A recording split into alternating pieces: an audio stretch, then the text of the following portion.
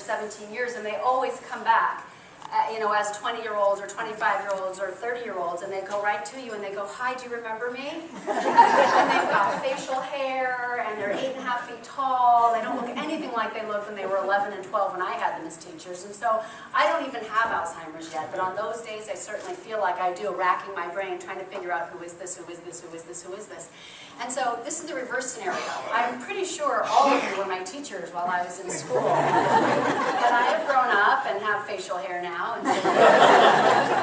And so already 3 people have come up to me and gone, "Hey there." And I'm like, "Oh God, oh God, oh God. Who is it, who is it, who is it, who is it?" And so if I have forgotten the face, I certainly haven't forgotten the experience. And coming as this is on the end of Teacher Appreciation Week, which was just a couple of weeks ago, you know, I have the opportunity to kind of shout out plenty of gratitude to teachers across the country, but to be here in Napa and to get to say thank you and to show some gratitude for the amazing teaching experiences and learning experiences that I've encountered here at Napa is just a great, great feather in my cap and a crowning experience for the year.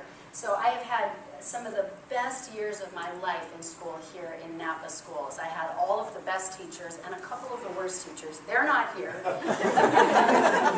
I think. I can't recognize everybody. And what I learned in Mr. Wiedemeyer's 2nd grade class at Northwood Elementary, and Mrs. Nagy and Mrs. Murray, and Mr. Ingalls' class, and Mr. Callison's class, who I think might be in the audience. I'm not sure. I think maybe he might be. All of the things I learned in those classes, from Mr. Wiedemeyer's ability to turn every lesson into song with that guitar. He was the ultimate original hippie. He played every lesson and every unit into song, and that taught me to be creative in my classrooms. To Mrs. Murray, who had this great little story spinner that was on the wall, and when you had finished an assignment early, there was this list of things you could do to keep from driving her nuts. And you used to go over to it, and you would spin the wheel, and it would land on a character, and then a setting, and then a conflict, and then you had to go back to your desk and write it all into a story. And I did one after the next, after the next, after the next. I terrorized that poor woman with my stupid stories. But what that taught me was when kids love something, let them do it.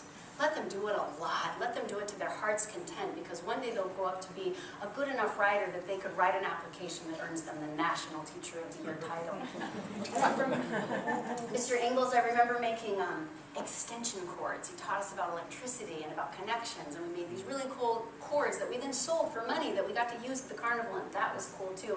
And it taught me to give kids hands-on experiences where they build and make things, because when kids are doing something, they actually are igniting all of those mental synapses and those brain connections, and they're figuring out what they're good at, what they're weak at, what they can get better at, and they learn their value and place in the world. And I love that from Mr. Ingalls.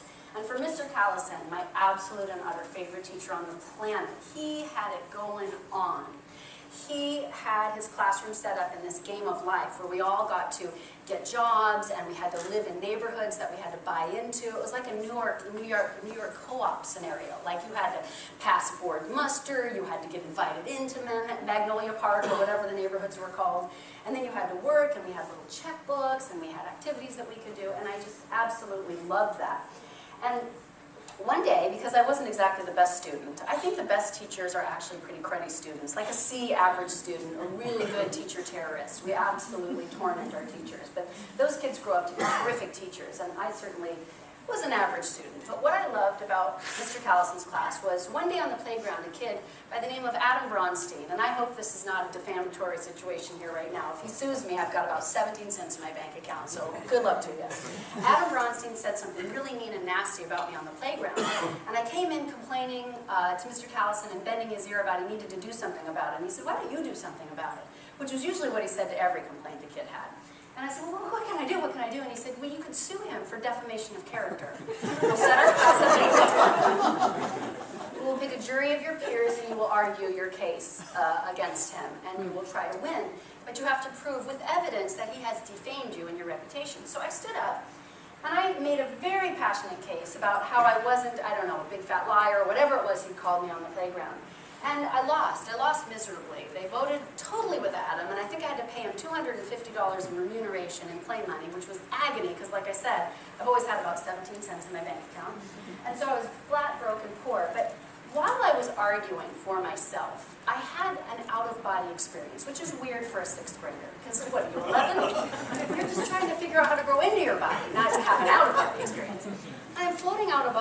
myself going, this is fun. I like this. I like standing up in front of people and making an argument and a case for myself. I hope that one day when I grow up, I could do this for a living.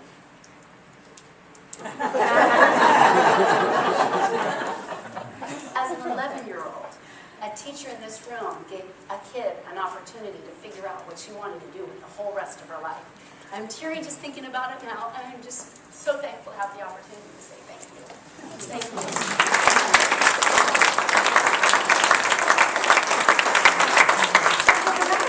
I want to take you to my very favorite day of teaching. It was November 2nd, 2011.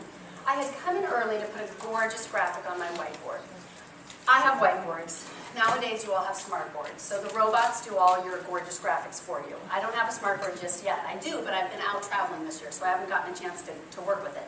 So I come in early and I put this gorgeous graphic on the whiteboard. There were examples, things were underlined, multiple colors, because black and blue Expo markers just don't do it for me. I've got the purple, I've got the green, I've got the orange, I've got the neon ones that are $7.99. God, that's highway robbery. They don't even work, they're not neon. Anyway, I had this gorgeous graphic on the whiteboard, and the kids come in and I am fired up. I've got the best lesson ever.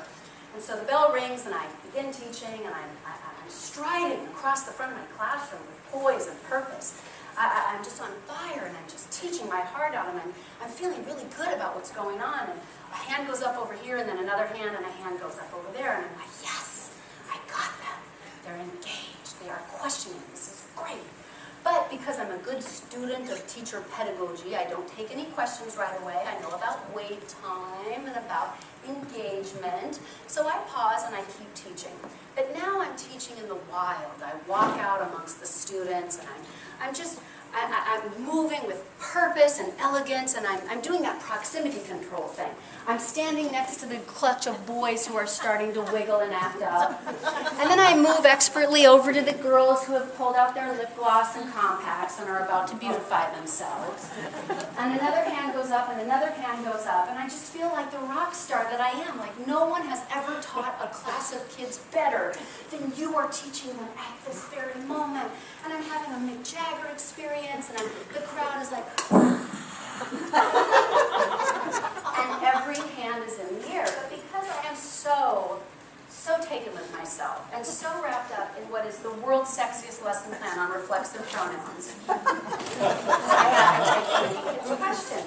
And it wasn't really all the hands in the air that finally stopped me. I mean, because by the time every kid has a question, you've kind of taught it out. Now it's time to hear what the kids have to say. It wasn't all the hands in the air that stopped me. It was the looks on their faces. Not questioning, not inquisitive, not a face of wonderment. No, it was concern. Urgent, vital concern. And when I finally do call on a little gal up front, Jasmine, she doesn't say a word. She just lowers her hand. By the way, do we all have the kids? They're like the kids that raise their hand and understand that this is the universal signal for teacher, call on me. And then there's that group of kids whose gender will remain unspoken, who think this is invisible, and only this works. Look at me, she can't see me if I'm standing still. Do you know who I'm talking about? Yeah, those were in the group. So I don't call on that kid either. I call on Jasmine up front. She doesn't say a word. She simply points at my feet. The feet I've been using to wander my whole classroom. And it takes me 10 minutes to look down and see what the whole class had known about for 10 minutes, but what I had been too oblivious to know.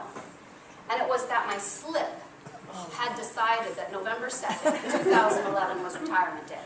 The waistband had just gone poof and had been sliding slowly down my legs until it was puddled at my ankles, some kind of horrifying ankle scarf. Just encircling my ankles so beautifully.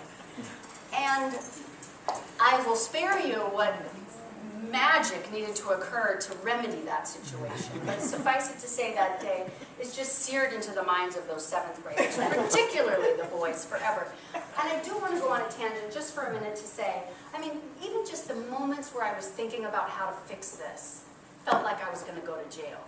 Like, what do? Your underwear is now out. I thought, I'll kick it. I'll just kick it to the sidelines. And that felt like like sort of an exotic dancer move that I I think teachers go to jail for stuff like that. In today's climate, yes. So I couldn't kick it, but you can't pull it up either. That's a show that people pay a lot of money for in San Francisco, and I couldn't do that to the kids either. It got solved. And I know you're saying to yourself, why in God's green earth have they brought her here today as the pride of the county and National Teacher of the Year? Why on earth would this embarrassing, horrific woman come talk to us about teaching and education today? And that is because in case you had this notion that I was the best teacher in the country, and that there was no one better, and that nothing bad ever could happen to the National Teacher of the Year, that day really happened to me. And I am not the best teacher in the country. I am a representative of all 3.2 million of us.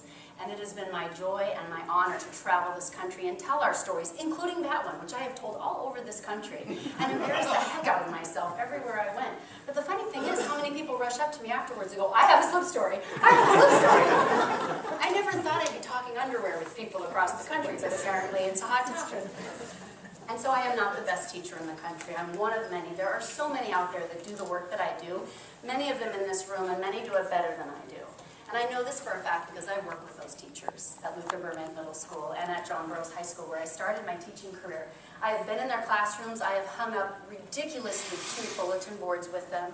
I have taken their kids on field trips and chaperoned them and sold every kind of cookie dough and wrapping paper and magazine subscription to scrape together those 2 nickels so that we could go on one blessed field trip a year. I have helped organize their libraries. I have stolen their best lesson plans and given them no credit for their success when they succeeded in my classroom. So I know those great teachers are out there. And it has been just a joy to get to go around talking about what's working in education and what's right in the American public school classroom. So I'm here today as a kind of a homecoming to explain to you a little bit about what happens when you become the National Teacher of the Year and what kinds of things I've been doing and talking about this year.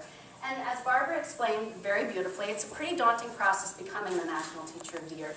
In addition to the local win for my district, I went through the process that she described for becoming the County Teacher of the Year, and then at County, my application, which was a whole lot of writing and a sample lesson plan and some videotapes and some letters of recommendation, all went up to Sacramento.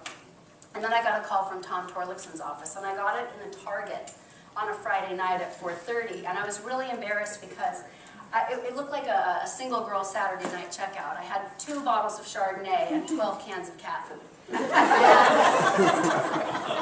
The kid, who was probably one of my former students, was scanning this as slow as molasses. Beep, beep. And I have this message on my cell phone, and I'm one of those people that will not talk on my cell phone in public, and I will not talk on my cell phone in front of other people. I think that's colossally rude. But I see I have a message from Tom Torlickson's office, and because I was expecting a call, either saying you are or you aren't. And I was like, oh, okay, this guy's taking forever. I want to know what's happening. And so I just kind of, he was in his own little scanning oblivion, so I just kind of pressed play and did this. And so I look real weird, right? And I'm, hello, this is State Superintendent Tom Torlickson calling to let you know that you are the California Teacher of the Year. And so I start crying. So I'm all warped into weird scoliosis pose. And I'm now like, and the guy's just watching me. He's like,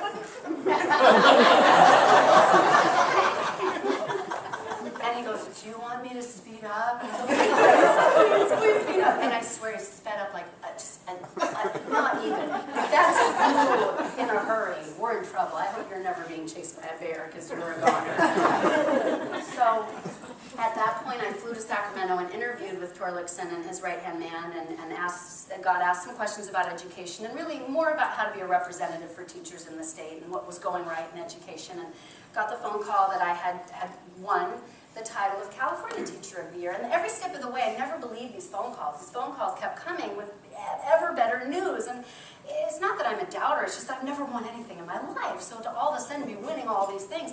And I just kept thinking it was my husband playing tricks with me. So every time someone would call, I would go, shut up.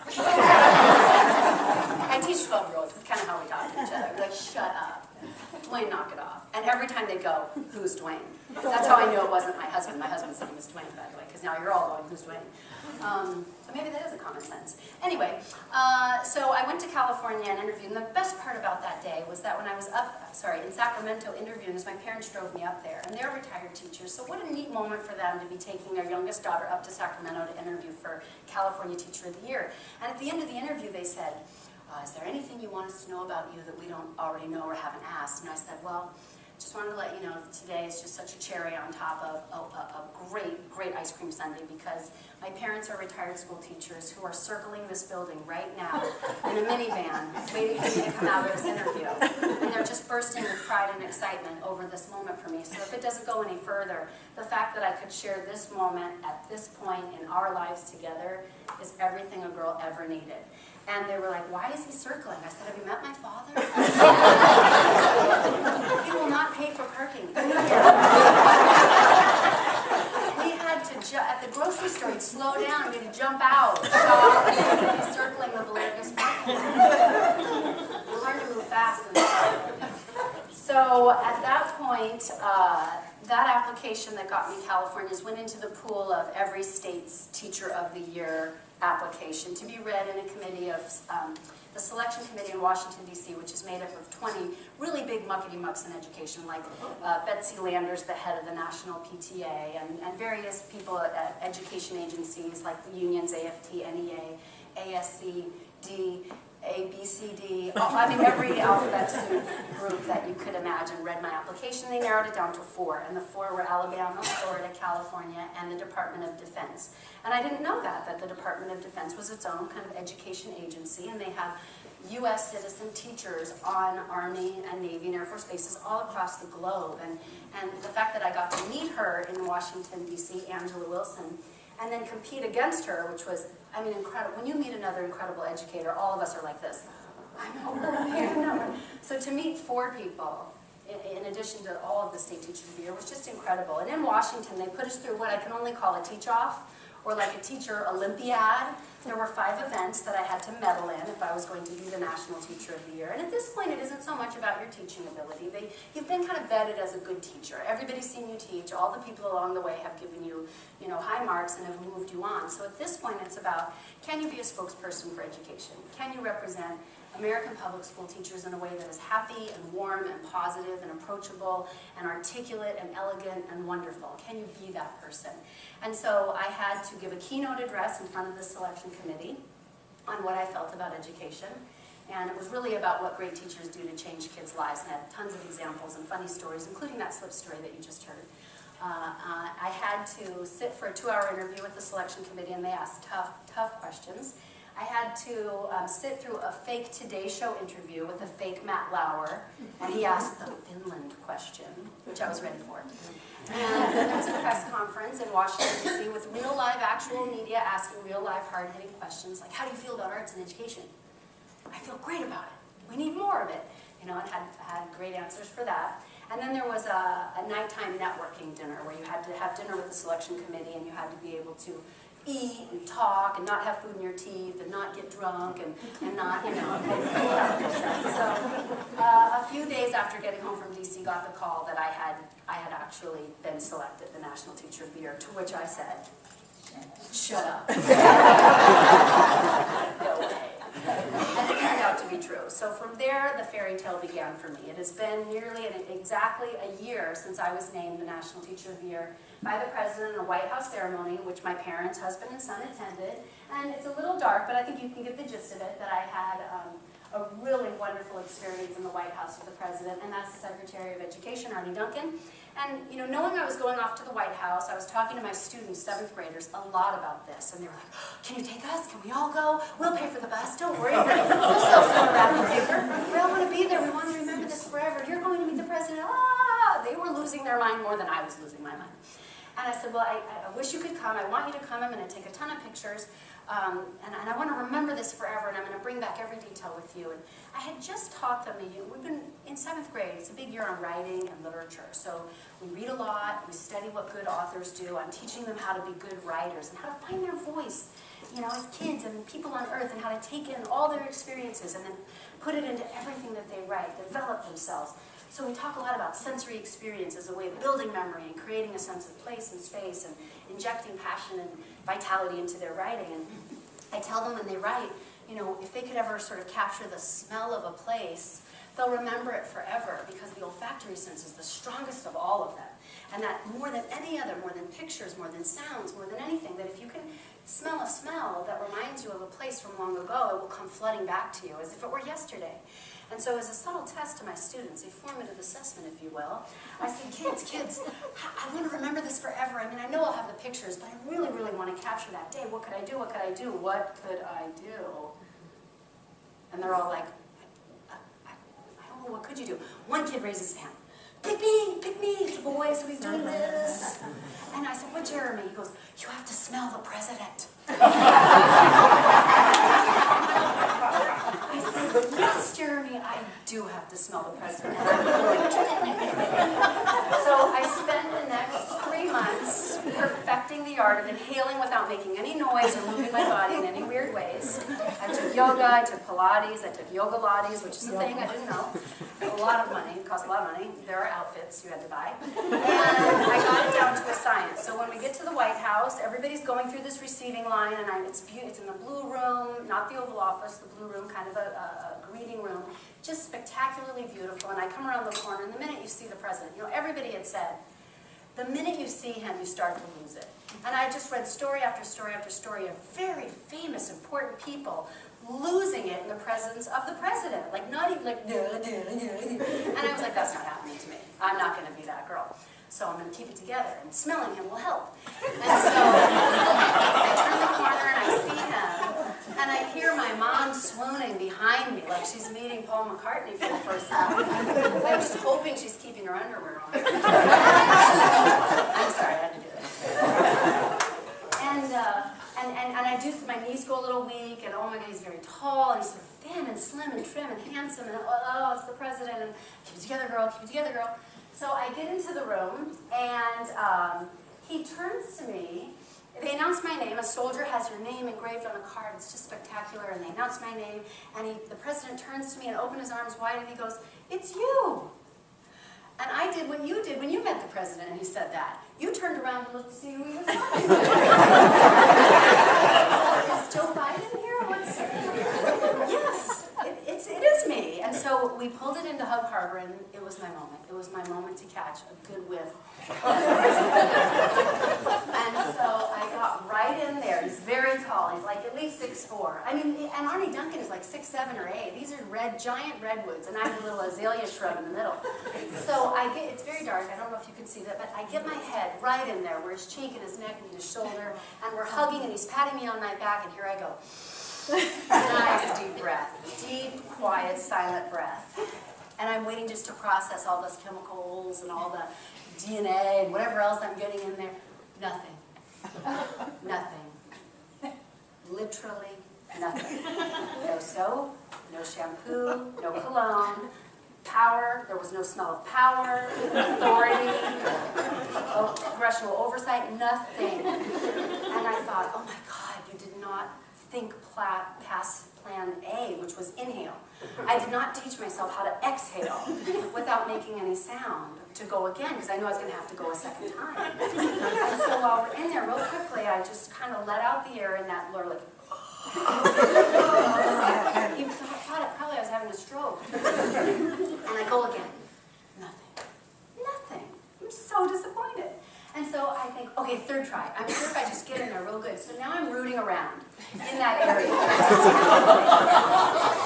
I'm like one of those truffle hunting pigs. I'm now I don't care. I'm making all kinds of noise. And that's when Secret Service stepped in and said, I'm not a future. Have you met? Like, this is gross. And so from here on, I had to, content myself with memorizing the tie, which I did. And I happened to see him on TV the other day. It was about 2 weeks ago. He was speaking somewhere, and he had on that tie, and I was so excited. I leapt out of my seat, and I was screaming, that's my tie! That's my tie! Which was so random and made no sense. I was in a Starbucks at the time. People thought I was totally insane. But I thought I would have a minute with him, and it ended up being more like 10 or 15 minutes behind the scenes with him. And he met my parents and my husband and my son. We talked about our kids. We talked about teachers that we'd had. He gave credit to all the teachers that he'd ever had for being who he is and where he was at that exact moment. He was not shy about giving that credit. You could feel it genuinely, that he really did mean and believe that teachers and his family were the reason for his success.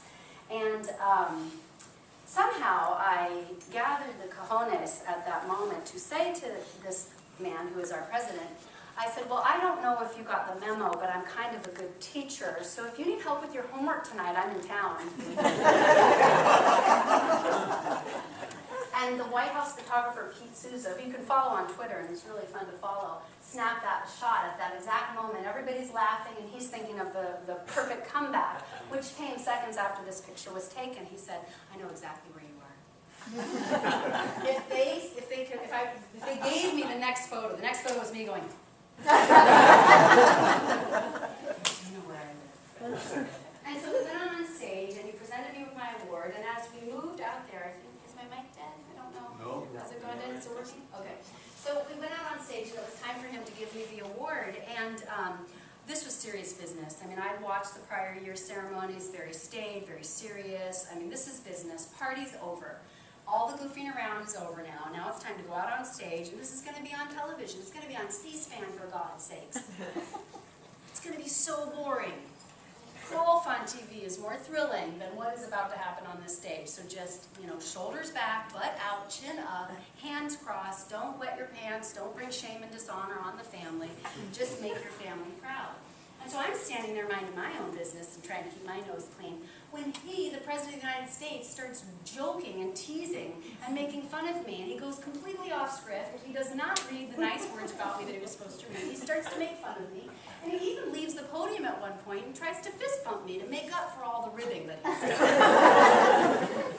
And the whole time I'm having another out-of-body experience. This is a motif that runs through my life, where I leave my body and go, what is happening right now? Because it's really fun. I'm liking this.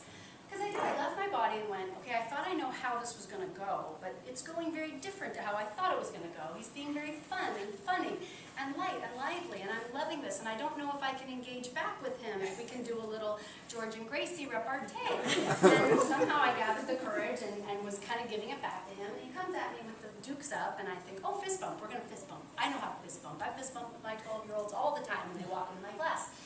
And so I put my hands up, and he's coming closer, and he's just inches away, when whose voice comes booming into my head but Mrs. Rethwish, my second-grade teacher at Northwood Elementary. Do you know her? Do you remember her? Yes. She was the one that taught us about decorum and manners and how to behave oneself, because in second grade, we do not behave ourselves. And in my head comes her voice, and she says, one does not put one's hands on the President of the United States. So the next picture after that is me going, because I refused to fist bump the President. I thought I would be tackled by Secret Service. We had a wonderful, wonderful experience with the President. I really felt his humanity and his warmth, and the opportunity to get to meet him and talk to him was just one of the greatest highlights of the year. And you know, it was as if I have big sisters. Big sisters are mean. I have mean big sisters. Not sometimes they're mean. I've never had a big brother, but I always kind of imagined what it would be like to have a big brother who loved you and adored you and might be the president and leader of the free world, who was giving you an award at the pinnacle of your own profession. And if I had a big brother who loved and adored me, that was what that day would be like. So I'm calling him my big bro from now on. That's my mom, my dad, and the president, my son, and my husband in the White House. From here, I got to go meet Barbara Boxer, which was really neat. They kind of took us in that little underground train over to the Rayburn office building, got to meet her. And I kind of thought, I imagined us having tea in her office, just leisurely, girl talk, just talk about the Senate and stuff. And it wasn't like that at all. It was this, we just sort of paused in a hallway off of a main corridor where senators and congressmen and pages of important people were walking by in big hurries. And here came this knot of humanity, this just pile of gray pinstripes and Bluetooths and phones and lanyards and clipboards. And it was just this huge amoeba of humanity buzzing with power and prestige. And it just stopped in front of me, and I was like, ooh, it moves as a group and it stops as a group. And then it sort of split open, and Barbara Boxer popped out of the middle. Which she can do because she's 2.5 feet tall. She just, whoop, there she was, most powerful lady in the room. And the best part was she had this cute purse, which as a girly girl I was totally picking up on. I was like, oh no, what? Barbara Boxer's got it together. The hair, the necklace, the outfit, I love it. And she has this cute purse, and I was like, wow, that's quite a bag, Barbara Boxer. This is inside talk. She drops the purse, pulls out an orange crate, which she proceeds to hop up on so we could take that picture. There is no shame in that lady's game. She knows she is petite, and she counterbalances it by bringing this crate everywhere she goes. Because if she didn't, this would be her posing for pictures and giving speeches. So I enjoyed seeing that little inside look on Washington Hour. From here, went to Dr. Biden's house, the Vice President's mansion, and did have tea with her, and so did the other state teachers of the year. And her presentation for us focused on military families and making sure as educators we know who sits in those seats that we teach, that we meet them where they're at, and that we know the circumstances of their lives, especially if it includes a parent who is serving or a family member who is serving. And she told a story about a teacher in Michigan, a second grade teacher in Michigan, who was putting on the Christmas pageant. And the kids are up on stage and they're about to sing Ave Maria and they're lined up and it's all just so adorable, these second graders. And the song starts, and in the middle of the row, little girl Molly just runs off stage in hysterical crying to the backstage in the wings. And the teacher is like, uh-oh, man down, man down. You know, his teachers were just on alert to react. And so she runs back and is comforting Molly, thinking she's got stage fright, she's got to go to the bathroom, she's going to throw up. Who knows, it could be anything. And Molly manages to blurt out, that was the song they played at my dad's funeral Saturday. And it made me sad. And the teacher is reeling because the teacher did not know that Molly's father was killed in Afghanistan.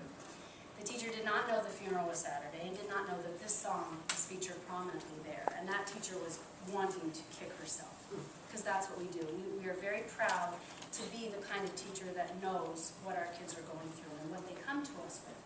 And so Dr. Biden had nothing but kindness for that teacher, but shared the story with us so that we could make sure that we went out of our way to find out who in our class might have a military family, and that we could do just even a small thing to help make their road a little bit easier. And then she told us the cutest story of this kindergarten teacher who, after hearing Dr. Biden's story, immediately went back to her classroom and went, all right, how many of you have parents who are serving in the military? I want to know. And like literally surveyed every single kid and got the info.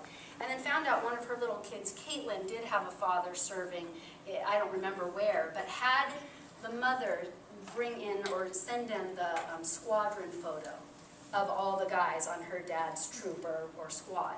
And they pinned it up beside the classroom door. And every day when the kids walk in, they tap the photo and say, hoo-ah. And they do that for Caitlin's daddy. And I thought that was the sweetest thing. And I immediately went back to my classroom and was like, who here has it? And they were like, Mrs. Mieliwocki, calm down. You asked us that yesterday. So I enjoyed meeting with Dr. Biden and hearing about ways that I could be even a better teacher. I don't know if you could tell this, but after that, they flew me up to New York to be on CBS This Morning with Charlie Rose and Gayle King, Oprah's BFF. Like I said, I'm a girly girl, so very exciting to me. And Charlie Rose did his very best grumpy man impression. And he pestered me with questions about teachers and evaluation and test scores and how many cruddy teachers there are out there. And what can we do? What can we do? And I swear, I think he had a burning pitchfork under the desk. I was waiting for it to come out and him to come after me. But I held my own for sure.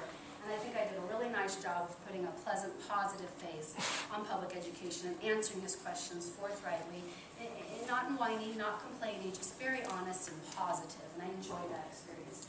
The hair and makeup ladies, you can't tell from this picture, but they made me look prettier than I've ever looked in my whole life. And that's me. I mean, it's me. And I take that picture in the tattoo parlors in LA and say, could you make me look like this? And I try to pretend it's not me, and they go, I think that's you. Then I got to go on the Ellen show. Is there anything you can do to adjust the lights up here? Can you turn off the lights? It's modern technology. These light fixtures always confound me. There we go. That's a little better. Let me see if I can see that. So let me go back on. Well, it looks sort of like I've got fake spray tan on there, which I don't. The color's a little off, but went on the Ellen show, and it's all fun and games until you have to walk out to music and dancing on stage, on a multi-camera show and be on national television. I have no moves whatsoever. I got no funk, I got no junk, I got nothing. I have no moves whatsoever. And so it was the most embarrassing dancing ever. But we had a lovely chat about my classroom, and she had videotaped kids giving messages to me about how I had helped them and changed their lives. And then the best part ever, she gave $50,000 to my school. And I got to help decide how to spend it. And that's one of the miracles that had happened while I was a teacher, because in public education, the money never really seems to get to me, or my kids, or my classroom. It always goes someplace. But this $50,000 went directly to buying a cart full of iPads for a classroom to use, any classroom to use, that were networked and had a printer. And then we also took a couple of areas of blight on our campus and turned them into really cool drought-tolerant gardens.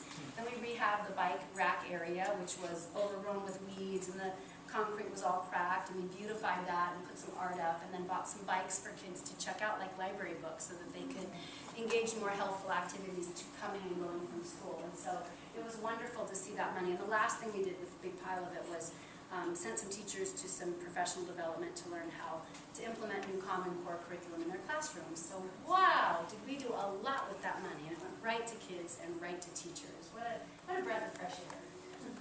They sent me to, or the cast of Glee wanted to have me on set because they'd just given their teacher, Will Schuster, the Teacher of the Year award for his school district, and thought it would be very cute to present me with one from him, from one Teacher of the Year to another, and that was very sweet.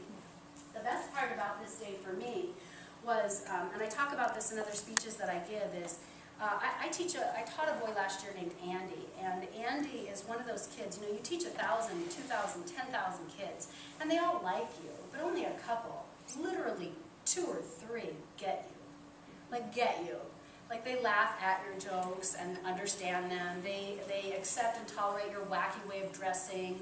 They read books that you suggest that they read, and basically don't think you're half bad. And actually that's the compliment that those kinds of kids give you, is when they leave someday, they go, you know what, Mrs. Mieliwocki, you're not half bad. That is compliment gold to a teacher. I can work 15 years on that compliment. You're not half bad. Because that's really the best kids can say about you while you were their teacher. They may come back 20 years later and say you're the best thing since sliced bread. But Andy is 12 and he's gay and he's out. And on a middle school campus where kids are trying to figure it all out, especially their sexuality, and they're not very nice about it, that's some pretty treacherous social and emotional terrain for kids to navigate. And when they're questioning and finding themselves, a boy like Andy has the cuts and the scars and the bruises to show for that exploration. And so Andy spends a lot of lunches in my classroom, because my classroom is safe harbor for kids who need that kind of help and support. And we eat a lot of lunches together, and we talk about books and movies and TV and life and love and parents and family. We talk about it all. And early on, he admitted that he was obsessed with the show Glee, that he loved it, that it made him feel happy. And I never tell my students that my husband actually works on the show in Hollywood, because then they just want to, it just becomes all about Twain, and that's just not okay with me. So I had never told my students that my husband worked on the show. So afterwards, it was actually kind of fun. We got back from Washington, and I've been to the set many times. My husband's worked on the show ever since the beginning, so it's going on 4 years now. So I've met the cast and crew. Know everybody, come. I'm just a fixture there pretty much when I'm not teaching. And so after my husband got back from Washington week with me, the producer came up to him and he said, hey, do you know who your wife is? And he went, what an interesting question. I do know who my wife is. And so do you. And they're like, no, she's somebody. Like she met the president. And did you know this? And he said, where do you think I was? And then he showed him the picture of him next to the president. And they were like, oh, details, never mind. We want to bring her to the set and we want to sing a song to her and present her with this award. And so he tells me this, and I said, I would love to come. That's very sweet of them. They don't have to do this. I know they want to make a fuss about me. Can I make it about Andy? And they said, okay, hold on a minute. Let's check. So they checked with people. I checked with people. Got all the permission slips signed. And it was a go. We were going to bring Andy to the set. He didn't know where he was going. It was a big surprise. He just thought Miss Inoki and Mrs. Mieliwocki are taking him out to dinner because he's a great student. And so we drive to the set, and he still kind of figures something funky's going on. And it's adorable. He's ironed his best shirt by himself, and he's got his scarf on. And this is a kid who wears a bow in his hair. And yes, it's true. I have a picture of him later on. I'll show you. But he's got a bow in his hair. God bless this child. And they bring me out, and they make a big speech about me, about how great teachers change kids' lives. lives and how without you we could never be who we are. And I said, thank you, and I accepted the award, and I said, if I could just say a few words to you while I have you all assembled here. A show like yours gives kids like Andy a place where they feel safe and secure, and that there's a tomorrow that includes them, and that makes them feel like there's hope in this world. So thank you for what you think I do, but I thank you for the things you do for a kid like Andy. And we brought Andy out, and they mobbed him, they gave him kisses, they took pictures with him, and I have some pictures of that, which I'll show you in a minute. But that was the great day at Glee, is they tried to make it about me, and I got to make it about one of my students. Got to throw out pitches at Dodgers and Angels games, got to go to space camp, which is a really cool thing when you become a state teacher of the year, so this could happen. You could go to space camp where they do everything they say they do. They throw you up in the air, and then they slam you back to earth, and then they spin you around, and then they make you weird food, and then you throw up. It's a whole heck of a lot of fun. Until this day when you have to fly the space shuttle.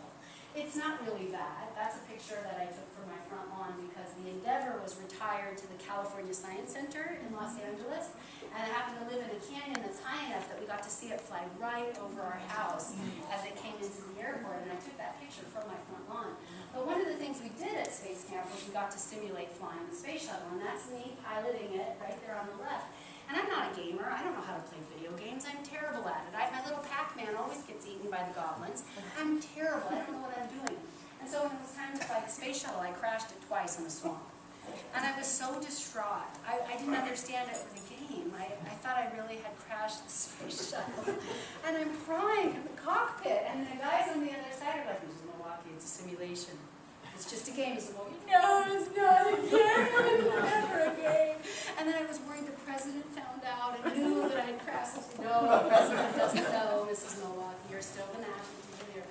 So I got to go to space camp. That was cool. And then when the year really gets going, when all that fun hullabaloo is over, it's time to hit the road. I come out of the classroom for a year and spend the year traveling the country and the world, talking about education and listening at very important high levels to conversations that are happening in Washington and elsewhere in education. So far, I've been to 29 states in my travels, and I was just kind of noticing earlier that there's like a whole stripe of the country that wants nothing to do with me. It's like some sort of demarcation, like, no, you, not here, no, we've all talked up and down this part of the country. You're not coming. So, and some places want to hear from you more than others. I kind of thought for sure California would be a big grab because I'm free. Anybody can request me and have me come speak. You just have to pay to get in there. But once I'm there, I'm all yours. And I thought, oh, I'd be all over the place in California. Turns out the two states that wanted me the most were Oklahoma and Arizona, which I thought was really kind of inexplicable. I did not know why they wanted me the most, but I have some good friends in Oklahoma now. Where it's very flat and honestly kind of ugly. Anyone here from Oklahoma? Sorry. No. Oh, I'm so sorry. It's very flat and, it's very dry. There's not a lot. Okay, I'm going to move on. I've been to 7 countries, Russia, China, Japan, Singapore, Amsterdam, and the Netherlands. Next week I go to Melbourne, Australia, and then a few weeks after that, Saipan, which is in the Northern Mariana Islands, Guam. Tiny little speck in the middle of the ocean. And so it has been quite some miles on my body and on my mind, but it has been such a glorious joy to get to do that. In my international travel, they send me there to see the top schools in the world and to see what's happening internationally in education.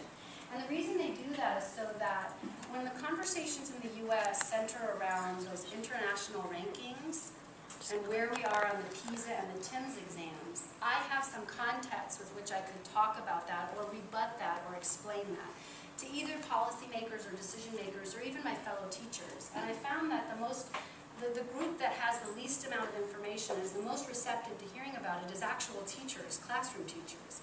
And so I went to Russia and shocked to find out that they're teaching very much like we did here in 1950. The teacher stands up in front of the class and talks for the entire hour and kids take notes and then they go home. And that's it. There is nothing that exciting or interesting about it. And I went to Russia as part of a teachers festival where the theme of the conference was how to dramatize your lesson. And I thought, wow, like now teachers are going to act out what they teach. That's cool. And I listened listen, and as I listened, I thought for sure there was some mistake. There was something getting lost in translation, because what they were talking about was when you teach a subject to kids, you should or could try maybe to bring in some music to go with it, or a piece of art, or a piece of literature to complement whatever it was you were teaching. And that you should have 3 or 4 or 5 examples for kids to practice on. And I thought, that's what we do. We've been doing that forever. That's how I was taught. That's how I teach. And I thought for sure I missed out on something, like I'm just not getting it. But then they brought in the school psychologist to talk about making sure you pick the right pieces to go with it, because you don't want to harm the children. And I was like, oh no, they really are. They're really talking about how to teach like we've taught since the 70s, and that was a shock to me.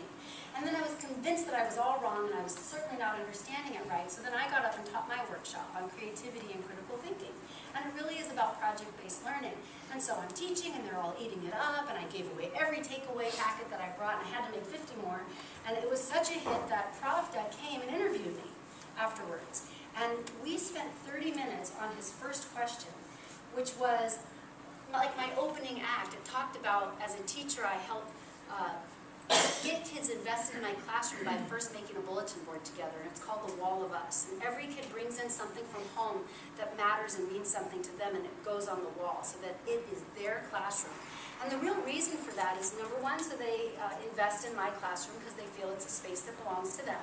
But the second reason is much more devious. I use it as reconnaissance. Because I'm sitting home late at night typing up examples for my quizzes, and they're coming from my life experience, and I can't tell you how many times I've had kids say, "Who's Metallica?" And that just gets old after a while, kind of like me. And so now I just look at the wall, and I pick things from the wall to form the basis of my test questions and quizzes and examples for them.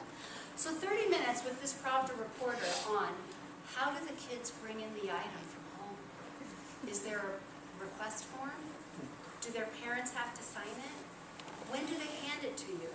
Do you call for it? Do they stand up in unison? How do they get the pin? Do they touch the pin, or do you touch the pin? And I was like, no, we are not talking about this for 30 minutes. And so they're just in a very different place than we are in American education. And so if you were ever worried that Russia was going to catch up and surpass us, I wouldn't worry at all. The coolest thing about my time there with them was not that weird, mind-blowing experience, but this young lady right here. This is me on the end, and then these are 2 Russian teachers, and that's John Kwong, who is kind of my boss at CCSSO, the organization that runs the Teacher of the Year program. And Tatiana there, with the hair that's about the same length of mine, is from Siberia. It took her 4 days and nights by train to get to this teaching festival where we met. And as we got to talking, found out that we were both 44. And we both teach 7th grade English. And we were both doing a unit on short stories and literature, and that she had an 11-year-old son who loved baseball and soccer. And everything she said was me. And it just blew my mind that literally all the way around the globe is another teacher just like me, worried about the same things I'm worried about, working hard like I'm working hard, with a kid like I have, and just we were mirror images of each other, and it just tickled me. I know there are great teachers everywhere, and I know we're a tribe, and we have so much in common, but to just literally meet her face to face, and she's in Siberia. I had to go look on the map how far away that is. It's thousands and thousands of miles away. So just know that on the other side of the planet, there's a whole bunch of you, and they're all doing what you're doing, and they're all thinking about what you're thinking about, and they're passionate about what you're passionate about. They're working so, so hard. And they're so honored to know that you're over here doing that same work. It's just a wonderful tribe to be part of. Then I went to China, and in China I went to the 1st and 2nd ranked schools, Shanghai number 4, Beijing Experimental. And I walked through those schools, and I looked at the teachers, and I met with them, and I watched the teaching. And these are the number 1 schools. These schools, plus a school in Korea and Singapore, are the top 4. And they sent me to all of those, except Korea. And I went, to be honest with you, to discover the greener grass, like to discover their magic secret. I was going to go figure out what it is that they're doing to be number 1, and I'm going to bring back the formula, and I'm going to share it with every teacher so that we can be number 1 again. Because I had drank the Kool-Aid and believed that we stunk, and that it was for a really bad reason, and that if we could just figure out what China's doing right, we'll regain our prominence again. And I I discovered that kids go to school from 8 in the morning until about 8 at night, with no breaks, maybe one break for a meal, that they are lectured to all day, every day, that there is only English and math and social studies and science and language, and that there is no art, there is no music, there is no performing, there's no choir, there's no sports, there are no field trips, there's nothing on the walls of the classroom, there is nothing at all like what we offer our children when they walk through the doors of our schools. Nothing at all. And everyone looked miserable. Number one, yes. Proud of that? I couldn't tell. They seemed frankly shocked, stunned, afraid, aware of the fact that they could ace any test and get into any college they wanted to, but after that it was pretty much over. And that they themselves had somehow, in a way that made them feel sort of ashamed, they knew that they did not have the answer to everything in education. And everywhere I went, the teacher said, we know that this isn't going to get us across the finish line. We know that. We know that we can get our kids so stuffed full of knowledge that they could ace any test we gave them, anyone. But can they invent an iPhone? Can they solve the problem of malaria on the planet? Can they create the next app that every person has on their phone? Can they create or solve any problem on their own? They cannot. So how do you do it? Rebecca, tell us, teach us. How do you create American children who are so confident, so creative, so willing to communicate? Your kids want to talk to everybody all the time, and they often are talking to everybody all the time on their phones, on their iPads, on their computers. They are connected, and they are nimble thinkers. They love a challenge, and they're willing to work on it day and night, and they love the fact that a problem might have 3, 4, or 7 right answers. That doesn't offend them in the least. But in the Asian cultures, there is one right answer, and there is always only one right answer. So they are not comfortable at all with abstraction, or with possibilities, or multiple right answers. So everywhere I went in China, they wanted to know how we're doing what we do. And they are fully aware that until they can unlock the secret of teaching creativity, problem solving, collaboration, and innovation, they're doomed. Doomed to steal our secrets and our ideas year after year after year and make their fortune that way. So it was a very eye-opening experience because I went there to look for the greener grass. And what I found out from them, themselves, is that ours is a very spectacular and unique shade all of its own. And I was never more proud. Never more proud to be the kind of teacher I am. Never more proud to work with the kinds of teachers I do. Are we perfect? No. Are there a lot of kids not getting what they need in American public schools? There are. Can we do better? Absolutely. But have we gone all wrong? No. Are we on the wrong path? Not at all. So if you ever doubted or ever worried or ever wondered that somehow you're doing it wrong and they're all beating us and we're terrible, could you just dispense of that notion right now?